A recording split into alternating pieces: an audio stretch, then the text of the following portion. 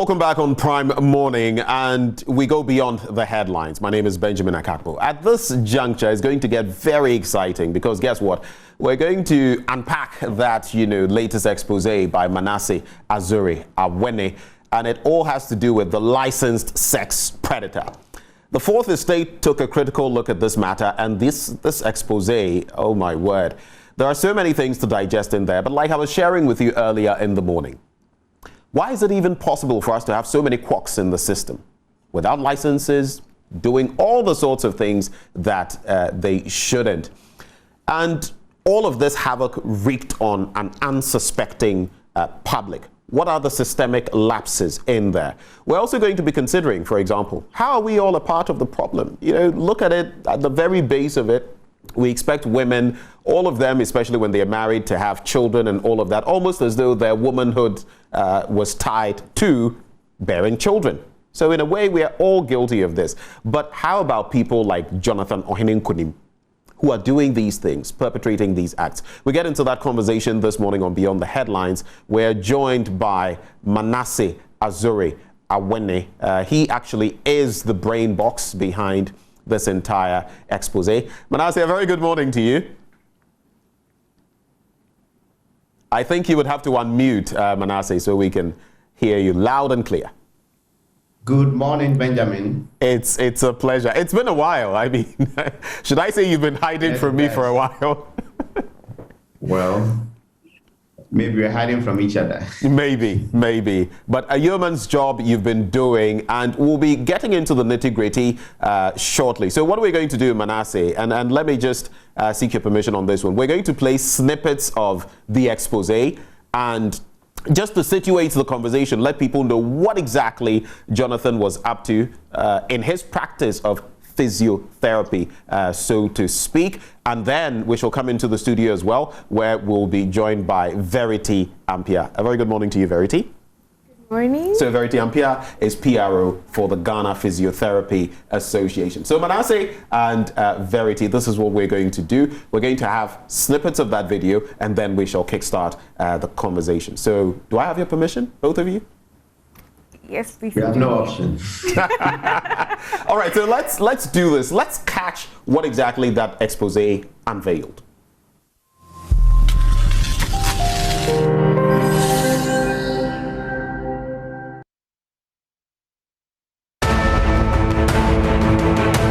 When I do it continuously, I get sexually unstable. He starts by massaging and inserts his entire hand in my vagina. And sometimes I felt his hand in my womb. I think I'm not the first victim, according to the rumor I heard. I believe that is something probably he does to innocent women or wives, people who come seeking medical attention. And it's random. It's not like everyone I see. Came inside and then he hugged me. Then things got more intense. He was touching me, kissing my back, fondling my butt, and trying to find his way inside my vagina. I noticed that he was actually massaging my buttocks and inserting his fingers into my vagina. The next I knew, it was his penis. It comes to me as a surprise. I am not aware of any, condition, and in this case, it's a lumbar spondylosis. I am not aware of any such condition that would require the patient to be sexually aroused before treatment can be administered. No, it is a surprise. Please go on. So I'm really surprised. You're saying it's not true? If you tell me the truth, I should be in jail by now.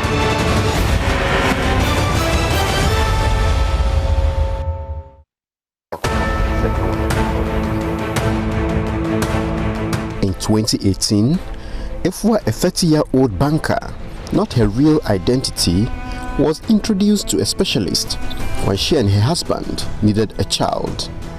The couple had suffered a traumatic loss and hoped this specialist would help restore their joy. We have here Dr. Jonathan Ohenenkunim of the Nature's Hand Therapeutic Center at Bali. Doc, welcome to the show. Initially, I was kind of reluctant since I didn't really know how he used to operate. I decided to give it a try, I was there at the clinic, and actually, he doesn't do the normal diagnosis that you'll be asked to do a lab and those things. He actually has a way. He checks, I don't know whether your pulse or something behind your palm, which looks strange, but that's how he's able to tell if you have a condition or not. He said he learned it in China. There's the back of the hand, and it has like 360 points. Okay. There, so if I want to check this, which I want to check how you sleep, so I check the pulse and the nerve points. And okay, so what are you checking now? I'm checking your sleep ratio, actually. My sleep ratio? Yes. Okay, and? 4 hours, 35 minutes, give or take 10 minutes. Yesterday? Yes, last night to this morning. This guy's a prophet. No, I didn't sleep early. I stayed up late because I was working on a script. So. And today your eating has been a bit off. You've taken a lot of water, which is good, but your eating is... Yes, I've taken a lot of water today. Yes. And I've just eaten once, something very little. Okay. Okay, but all in all, you have a very good pulse. Your heart is very, very good. My heart is good. Very, very circulation. Is a liar. I won't say 100%, but some were kind of accurate, so. And he mentioned that I had a problem with my cervix and that kind of thing. So I needed to do a procedure which would help me to conceive once therapy had been done. I asked what the therapy was about, and he said he had to insert like a probe into my reproductive vagina, let me put it that way. Sort of manipulate certain things there before I would be able to conceive. Ifwa was not comfortable with the procedure, but it is said that a woman in labor does not hide her private parts from the birth attendant.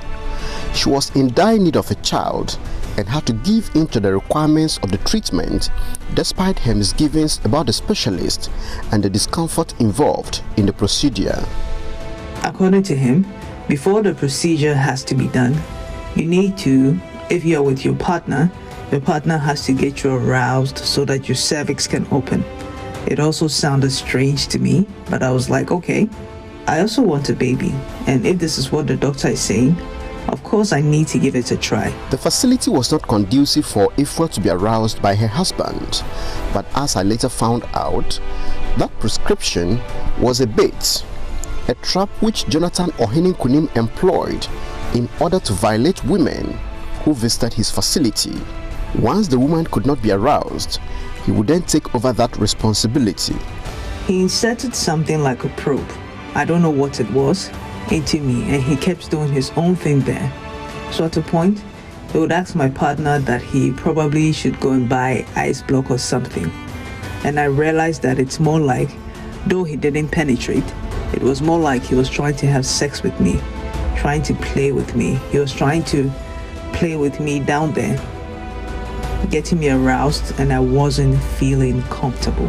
After the first session, Ifwa told her husband that she wasn't comfortable with the procedure, but she could not bring herself to tell him the full details.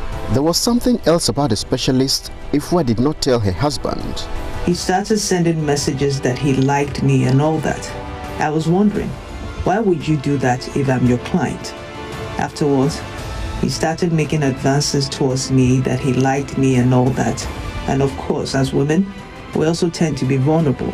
And of course, I also, because he's a doctor, I felt this is someone who liked me, but I wasn't really interested. Later, I gave it a try, that I would be seeing him once in a while and that kind of thing. And through that, he had his way with me, and yeah, that was it. After the affair, Ifwa said she felt guilty and confessed to her husband. He initially forgave her, but she realized he was still battling with it. Her fears that her marriage would get into trouble were confirmed when a court bailiff served her a divorce notice. Her affair with Jonathan Ohinin Kunim was the reason her marriage collapsed. It really affected me, but I was just, a woman who wanted to have a baby. I don't know whether he's a real doctor or a fake doctor. Jonathan Ohinin Kunim is the CEO of Nature's Hand Therapeutic Center at Bawi in Accra. He describes himself on social media as a doctor by profession and a gospel minister by calling.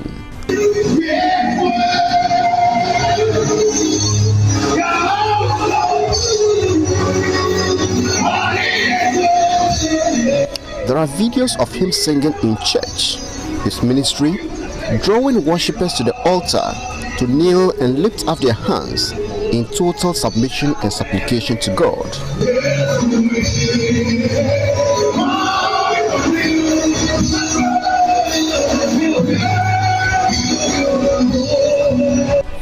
Social media photos of Jonathan paint a picture of a loving husband and a doting father. Jonathan's professional profile is well promoted on his personal social media pages as well as the official page of Nature's Hand Therapeutic Center. A Facebook photo of him with a stethoscope around his neck is captioned "Ordained to Heal." On his Instagram page, that same photo is captioned, "I may be a doctor, but the worshipper in me is who I really am." Beneath the self-professed credentials that appear to cement his public profile, there is a part of Jonathan Ohenin that is not advertised. Women like Ifwa who have encountered him say he is a sex predator. He claimed he liked me and it just happened. But apparently, I've heard cases. I mean, it's a rumor I heard. I think I'm not the first victim, according to the rumor I heard. I believe that is something probably he does to innocent women or wives, people who come seeking medical attention. I think it's something he does to take advantage of vulnerable women in the name of the medical profession. While investigating this story, I met Ifwa sent Jonathan Ohenin a message about what happened 2 years ago. I'm still wondering what made you sleep with me, though you knew I was married. I wish I knew. I was so attracted to you and didn't know why. I've never been the same since. I just don't know why. Even when I realized things have gone so far, I just couldn't stop myself. I naturally ran away from such desire, but with you, all I tried failed. It was my toughest battle yet, and I failed miserably. So how do you feel, knowing that I am divorced because of you? So guilty and broken. Have not been myself and always praying for forgiveness. The inability to tell anyone is the most difficult. I have come so close to telling on him out so many times, but I know the end result will be devastating. I'm suffering in my conscience. In the conversation, Jonathan Ohenin showed remorse, but Ifwa was not the last woman he took advantage of or tried to take advantage of. In March this year, I sent an undercover agent to Nature's Hand Therapeutic Center. Let's call her Stephanie. It began with a phone call. Please, am I speaking to Nature's Hand Therapeutic Center? Yes, you are. Okay, my name is Stephanie Naughty. Okay. My back has been hurting for some time now. In my lower back, it was, yes, a lot of times it will start from my neck down, then I start feeling the pain. Do you feel it when you walk? Yes, and when I stand. Can you try touching your toes right now? Like I should bend? Bend and see where exactly you feel the pain. Yes, my lower back. You see where your spine is? Yes. Yes, okay. All right. It looks like you're suffering from lumbar spondylosis. Wow. At the facility, Jonathan made Stephanie sign a consent form, but it did not include what she would be subjected to. As in the case of Ifwa, he told Stephanie that her treatment would involve sexual arousal.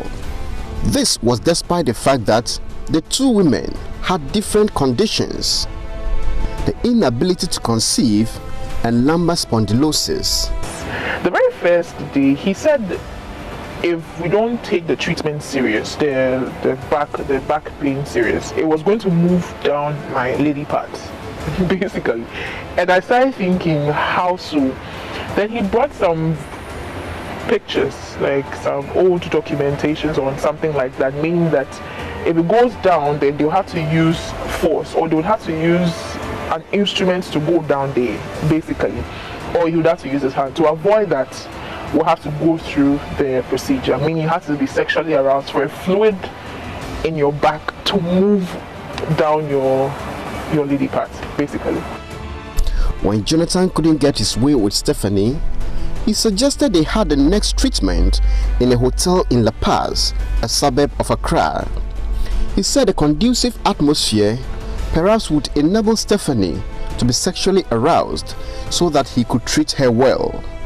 This, he said, would come at no additional cost to her.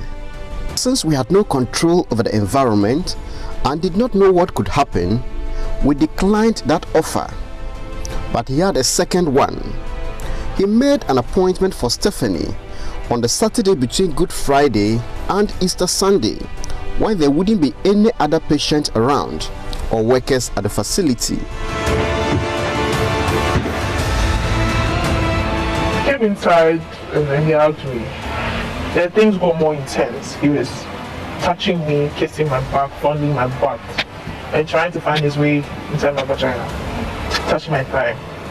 Basically because I was rigid at first. He was telling me to relax because there was nobody here and I should tune my mind to the fact that if my boyfriend was doing all of this, he was going to work. So he's only doing his work as a medical doctor, and to just get the fluid down and then we can push the bone that is not properly there or something basically. After that treatment, Jonathan proposed a love relationship to Stephanie. He needed a response by the close of that day.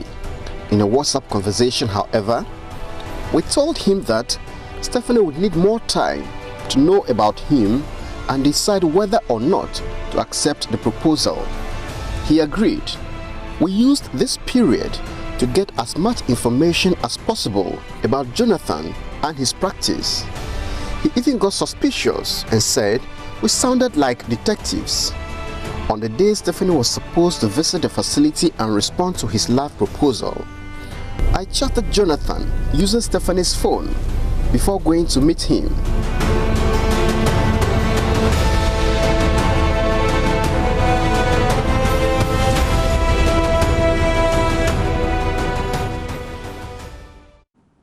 And that is the very disturbing expose on Jonathan Ohene Nkunim. I say we'll be getting into this story as we have joining us, as I shared earlier, Manasseh Azuri Awene and Verity Ampia, who is PRO for the Ghana Physiotherapists Association. Manasseh, what prompted this latest expose? What triggered this documentary that you've put together? Well, it was triggered by one of the victims who at a point felt that she needed to get someone to confide in first and also to see how this person could be exposed so that he doesn't keep on doing it to many others. So that's how it started, and I decided to go into it. I'm going to ask you this, particularly because this is not the first time, from exposing people who are selling biscuits and other products that are not wholesome to all these exposés. You have uncovered quite a number of charlatans, quacks, in these donkey years that you've been, practicing investigative journalism. Why do you feel it is so easy for these quacks to operate in our system and, like in the case of Jonathan, to get away with fleecing unsuspecting members of the general public? Why do you feel that is? It's a returning topic. Why? Well, when it comes to quacks in the health sector, there is a saying in the local language that says, to wait, if somebody would get you, then it would be because of perhaps your health condition. When people fall ill, they get desperate. And so people of that nature are easily taken advantage of. We also have a system that does not regulate well. We have the regulatory institutions and all of that, but if you look at what happens in this country, there are people who are supposed to do certain work and they share their responsibility. Right. One of them I can mention has to do with the regulatory institution that was supposed to have overseen this man's practice, Traditional Medicine Practice Council. Obviously, the council only told me that they gave him the certificates or the licenses because he was a member of an association. But if you look at the Act 2, it's supposed to, the person is supposed to meet some criteria, competence being very key. So if you're telling me that you gave a certificate just because he belonged to an association, and then I drew the attention to the fact that one of the certificates had issues, and this is the certificate that gave him the permission to do alternative medicine, which allowed him to venture into the so-called neuromuscular and other practices such as physiotherapy. But they said he didn't have the power to do that. So I wrote to them. And then when they decided to even conduct their basic check, they realized that his certificate or his license to do alternative medicine had the same serial number as one that had been issued to a female practitioner already. This case ended up at the Odoko Divisional Police. So whilst the police were investigating this, the Traditional Medicine Practice Council went ahead and issued a new license to him. They didn't even allow the police to finish with the investigation. So now the question is, why would they be in such a hurry to issue a license when I brought to their attention that this man was doing a whole manner of things, including physiotherapy, stroke therapy, and all manner of things. So the system itself, from what you're suggesting, has been compromised? If I can say so, either compromised or they've decided to go to sleep. That can only explain why we are going through this. Otherwise, I don't see why somebody with such questionable credentials, right, and that facility or that institution, TMPC, having been told, if they didn't know, I brought it to your attention that this man is doing a whole lot of things, including physiotherapy, which he's not licensed to do, and your certificate or license doesn't permit him to do that. And he's not hiding. He's actually boldly advertised them on his social media and more. An entrance. So on what basis would you still go ahead and give him a license? I spoke to the Physiotherapy Association. I spoke to the president when I was doing this documentary, and he mentioned that, look, to be able to do this practice, you would even need, to first of all be licensed by the Allied Health Professions Council. Right. And your facility would have to be licensed by the HEFRA. Facilities Regulatory Authority. Then I moved to the Allied Health Professions Council, and they said, look, this person you are talking about has not been licensed by us. I wrote to HEFRA, the Health Facilities Regulatory Authority, in April this year. September is ending. I have personally made follow-ups up to the office of the registrar, and they have not given me any answer. Okay, Manasseh, hold it right there for me, because it is clear at this point that the regulatory problems are myriad, and from the Allied Health, services to HEFRA itself, the Health Facilities Regulatory Authority. There are major problems. But let me come into the studio just because you've touched on that and interact with Verity, who speaks for the Ghana Association, Ghana Physiotherapists Association. Even before we get into a licensing regime, what is physiotherapy? How would you describe it? How would you break it down for us? How do people even identify? We see this person in this video and someone calls him and all of a sudden he's saying bend down and he's talking about lumbar spondylosis and all of that. It would confuse a number of people. What basically is physiotherapy? Okay, so before I tell you what physiotherapy is, what Jonathan Nkunim was doing is not physiotherapy at all. What's the difference? So physiotherapy is an area of health that deals with movement and function. If I'm to break it down, actually, movement and function. So for instance, if the lady was complaining of pain, as she complained about, what a physiotherapist will do, we'll go through a thorough assessment. So an assessment that involves physical examination, not just, bending and touching your toe may be part, but it's not just about that. It goes way more than that. It's a vigorous assessment you go through. Sometimes you may need x-rays, sometimes you may need MRIs to arrive at certain clinical diagnosis. You know, it's a whole it's a lot of things. It's a myriad of things. Physiotherapy is very broad. We have physiotherapy for pediatrics. We have physiotherapy for... That is for children. That's for children. We have physiotherapy for older people, geriatrics. We have orthopedic physiotherapy. That's if you have an accident and you maybe broke a bone or something. Physiotherapy is very broad.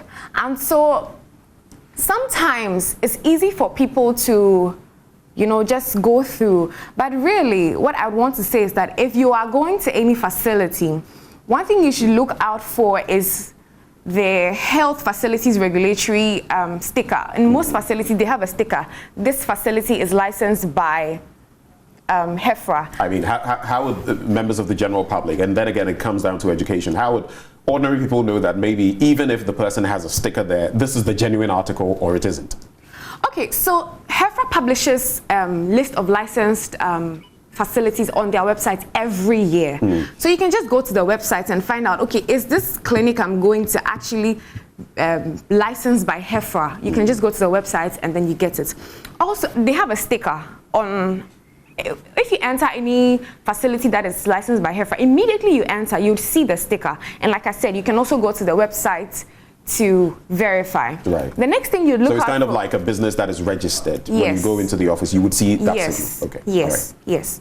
Yes. Then the next thing you'd look out for is the individual's license, the individual, the physiotherapist, or whatever professional it is. In this case, we are talking about physiotherapist. So every physiotherapist has this. Right. This is what Which is your license. This is my license. Okay. From the Allied Health Professions Council.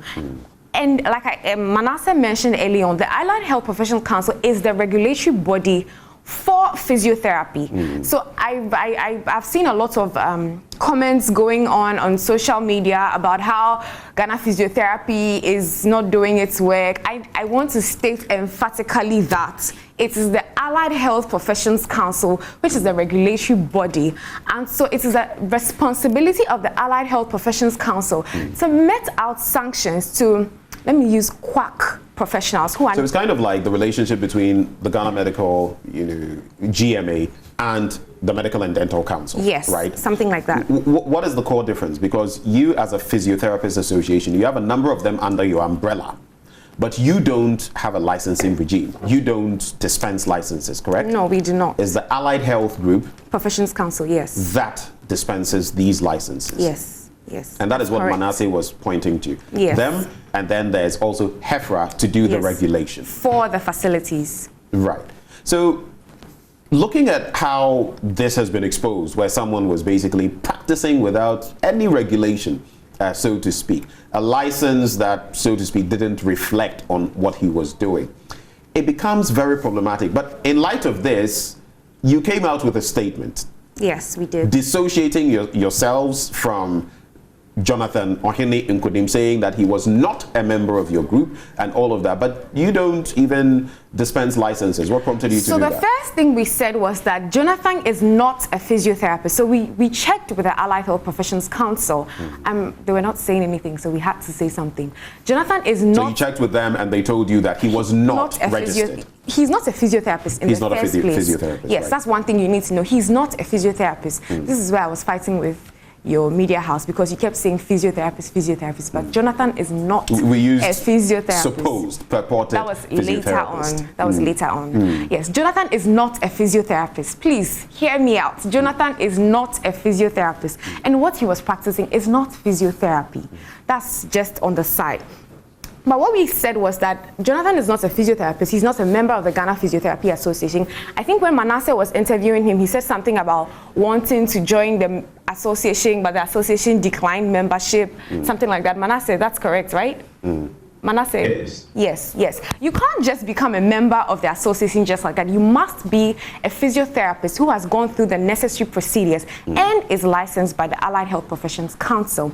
So that's on the other side. And then, like I mentioned, we did our checks with the Allied Health Professions Council, and we found that he's not licensed to practice physiotherapy. And so we felt the need to let the public be aware, to educate people, to let people know that, okay, this is the situation on the ground. So that when you go somewhere else and maybe someone is just massaging you or doing something, you know that, no, this is not physiotherapy. bring some. And that is the bone of contention. Yes, physiotherapy and how it was used, and his allegation, suggestion that he was. I mean, he goes deep into it. He says he even does neuromuscular therapy and all of that. He's engaged spine, whatever. He's engaging in all sorts of things, and yet it took this long after what happened to Ifua, after what could have happened to Stephanie, for us to get to this point. Why do you feel it is that we are here? Are your regulatory authorities, are they failing? Would you concede that they are failing? Yes, I think that they are not doing their job, really, because they are supposed to be checking out all these places, all these people. And so, yes, this is a wake-up call for the Allied Health Professions Council to wake up, to sit up, to do your job. Please, we are begging you. There are people's lives at stake here. There are people who are falling to these kinds of people. So please, wake up. Please help. This is a cry for help, really. It is a cry for help. Manasseh, and as you listen to Verity say all of these things, how much of a shock, how disheartening is it for you? Because you also tried to get the licensing authorities to give you certain information to alert them to the situation, yet up until, you put out this expose, practically nothing had been done. Yes, what I would say is that is, I don't know, it appears to be some complicity of a sort. Because for me, Manasseh, why not hit the nail on the head? Is it complicity or not? I mean, from what you suggested, you reported to the authorities. In fact, for one of them, his license matched the same code of another person who was actually female. Before you realized that they had changed it, given him a different license. That is complicity. What else would you call it? Well, sometimes journalists, you're a bit more careful when you have not nailed them or you don't know what is happening in-house. But you are right, because granted that they didn't know about these things, my letter was so detailed. I mentioned the services this guy claimed to be offering. Right. I mentioned what was on his scorecard. What he advertised on his social media pages, what is written at the entrance to the facility. I mentioned all of that and asked them to tell me whether their license or what they authorized him to do covered all of these practices: stroke therapy, sports therapy, and even ended by saying etc. He's seeing people who need children and all of that. So I asked them, does your license cover all of these things? The first thing I expected them to do, even if that certificate or license didn't have a problem, was to shut this facility down and say, look, this is the scope we give you. We gave you the scope to do traditional medicine. We don't have what it takes to license you to do physiotherapy and all of that. So if you don't have the license of physiotherapy, then you are violating the laws of the land. But they went ahead after they had been prompted and then gave the certificate or the new license. And what this man called me, Jonathan Ohininkunim, called me within the process. When they first suspended his practice after receiving my letter, he called me and said, look, the people think that you are coming after them. They are ready to issue a new license to me, but their only worry is that you, Manasseh, are on this case, and they don't know exactly what your motives are. So if you can write a letter, yes, I have the full recording of that phone call. If you can write a letter to the Traditional Medicine Practice Council revoking the initial letter you wrote requesting information, they will give me the license. Alternatively, if you can meet with the registrar, they would go ahead and give me my license. This is what the practitioner told me. So at a point, it appeared that he was told that, oh, we are prepared to give you everything. The only stumbling block is that a certain journalist is pursuing this case and we don't know exactly what he's looking for. So they held on. So despite everything we know, they were willing to allow him to go on operating if you were willing to just give him a sort of clearance that, this is not in fact the case. Is that what you're saying? Exactly. And I have the full recording. So I told him that, well, I couldn't write to get the letter revoked, but if he wanted a meeting that would include the registrar, then I was prepared to attend, because I was curious to know to what extent the council was prepared to bend backwards to give a license, even when there were issues. So after a month or two, when they didn't hear from me again, I think they assumed that, well, I had forgotten about the case. Right. So they went ahead and issued a license to him in July this year. Wow. Wow. Horrifying and really, I mean, looking at how far this case has proceeded, only yesterday he was at the Kanishi District Court. I'm talking about Jonathan Ohene in Kunim. From some of the messages, from some of his interactions, he has appeared remorseful. He has even said that he is indeed a sex predator. He deserves to die, among other things. Of course, the law will take its course, Section 97 of the Criminal Offences Act, especially bordering on rape.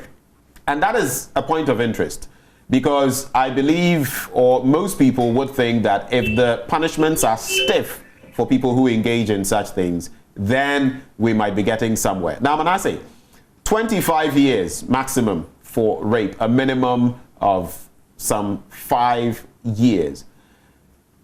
On the back of your work, do you feel this would suffice to save society, if indeed the court determines that Jonathan Nkunim had erred from such charlatans?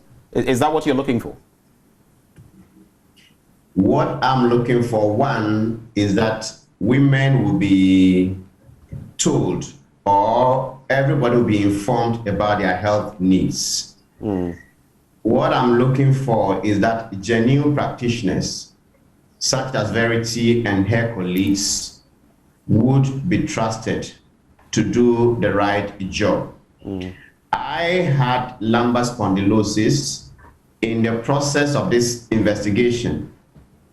You did? I was treated at the Interesting military hospital. Come again? No, I was just surprised that you actually did, and I'm saying it's interesting that you were investigating someone who said he took care of that, and you actually got it in the course of this investigation. Yes, so I went to the 37 military hospital, right. And like Verity said, they ran scans, looked at the scans and told me that this is what is wrong with you. I went for weeks. And I must tell you, physiotherapy works like magic. Thank you. Please say it again. Please say it again. Verity is excited by that point. Please say it again. So I went through this. It was so professional. And so anytime I went for treatment, I was also looking at what this man claims to be doing there. If I have a problem or have a problem with my back, my spinal cord, and I don't need to be aroused, I don't expect my sister to get that same problem and she will need sexual arousal. And so one of the things we should do when we're able to take these quacks out, people will develop trust in the real professionals. Right. Because if somebody has this problem and they go somewhere and they are abused, they are going to have this negative perception about all physiotherapists, which is not the case. Yes. Thank you. So that is one.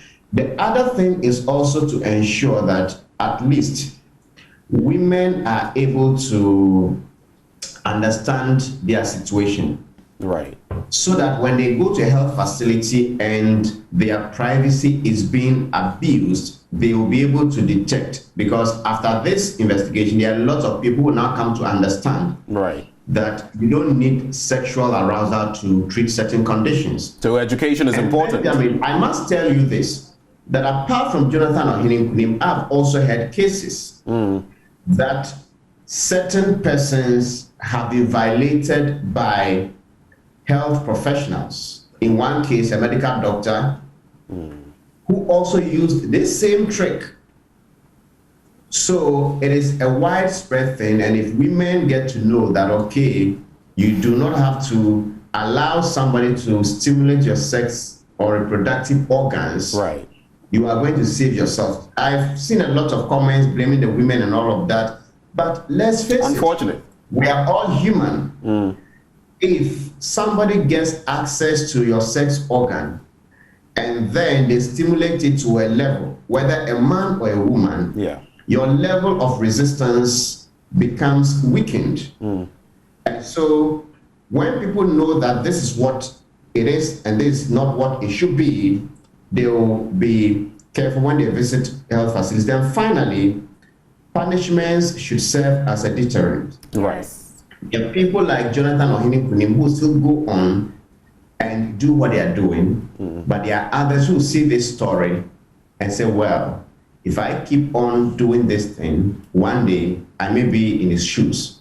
So these are some of the impacts that this work by the Fourth Estate, which I led, is expected, or I expected to generate. Okay. I'll come back to you after I speak to Verity on another societal point, so you can wrap on this. The regulatory authorities and what more you expect from them, especially considering social media. You notice that a lot of these people are very prominent on social media, who is monitoring and watching to ensure that, hey, you have this ad on, checking such things. I'll come back to you on that, but let me come into the studio with Verity.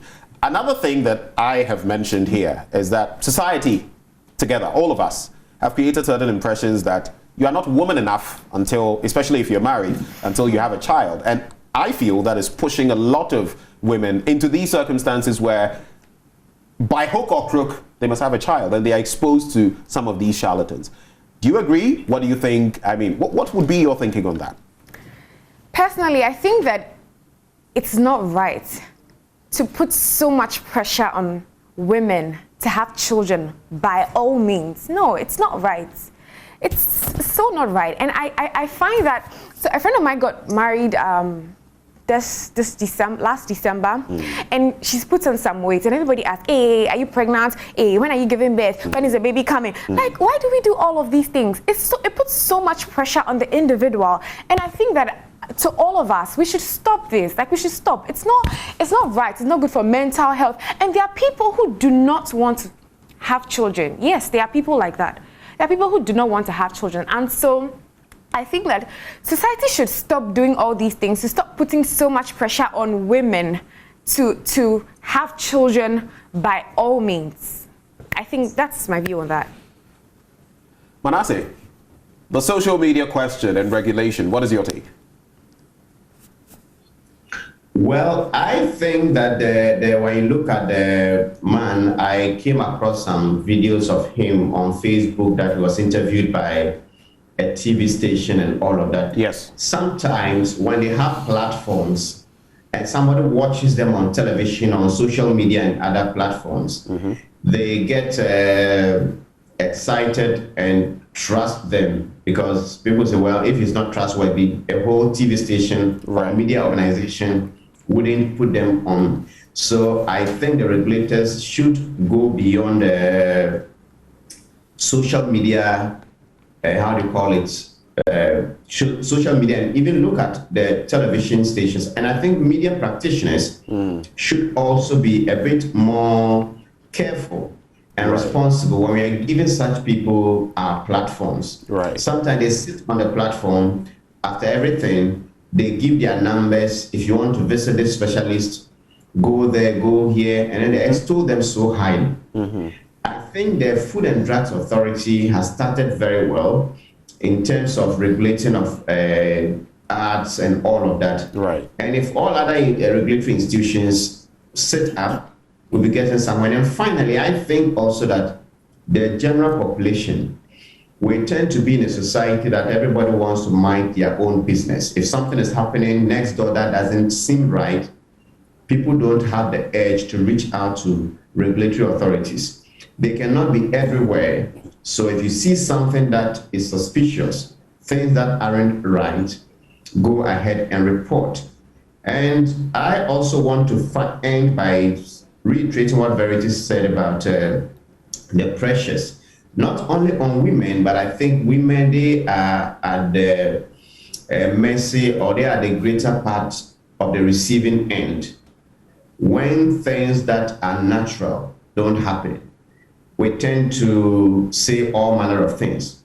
I remember last year or so, I was the MC at a wedding somewhere in Mankrobi. And then I jokingly told the bride, the bride that I know very soon when you come to church, the women will start asking you when you are giving birth and all of that.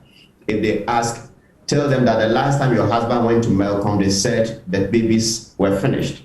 So next time Malcolm had a stock, your husband will go and then get them for you. I said that knowing what young couples go through, the moment you get married, even when you have one A, when is the second one coming? Right. Everybody wants to determine how somebody should live their lives. And I think it is very unfortunate. It's something we should condemn and not encourage, because such desperations will push people to go to places they are not supposed to go, and it often leaves them worse than they ever went there. Manasseh, you've hit the nail on the head, and I just want to say thank you so much, my brother, for this expose. And let's hope that in the end, the right things are done by way of regulation and the court processes. Manasseh, thank you so much for joining the conversation. My pleasure. You have a beautiful day. Let me come into the studio for you to wrap with your thoughts, Verity. Right. Thank you so much for this opportunity. So when people say physiotherapy, one thing that comes into mind is massage. Today, I want you to know that massage is not synonymous to physiotherapy. Physiotherapy is so much more. And so when you visit a place and you're having only massage, you should have questions in your mind, because massage is not necessarily physiotherapy. Thank you.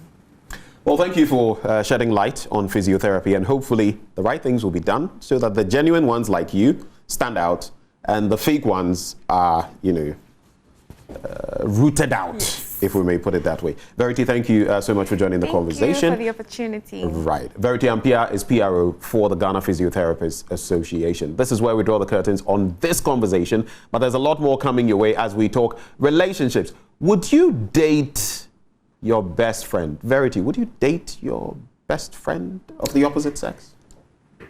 I think I would. You think you would? Yes. Would you be brave enough to tell him that you're interested? Yes. You would be brave enough? Yeah, I think I'm a brave young lady. Okay. I think Verity has started the conversation for us. What would you do? And if you got rejected, how would you react? That's up next, right here on Prime Morning. Do stay.